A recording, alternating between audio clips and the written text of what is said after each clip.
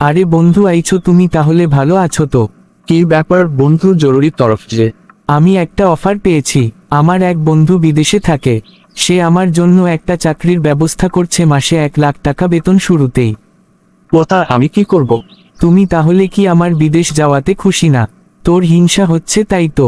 বুঝেছি আমি ব্যাপারটা, তোকে বলাই আমার ভুল হইছে। আসলে আমি বলছি কি, তুই না কিছুদিন আগে বিয়ে করলি, তোর বউয়ের হাতে ওঠে নাই এখনো মেহেন্দি, তাতেই তুই বিদেশ যাওয়ার জন্য করছিস নানান ফন্দি।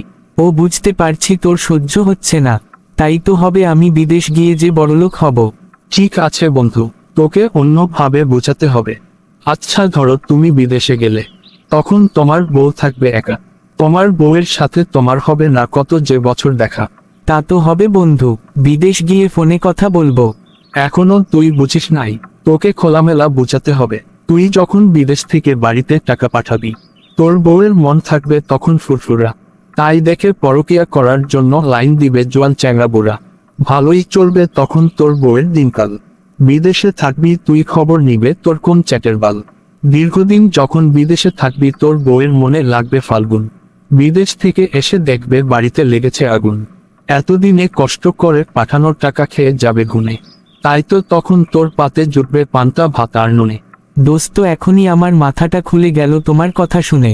আমার বিদেশ যাওয়ার দরকার ছিল বিয়ের আগে। যদি এখন যেতে চাই তাহলে বউকে নিয়ে যেতে হবে, তা না হলে বিদেশে আর যাব না। আমাদের সমাজে এরকম অনেক ঘটনা ঘটে যার কারণে সেই বিদেশি একেবারে মনের দিক থেকে ভেঙে পড়ে এবং নিঃস্ব হয়ে যায়।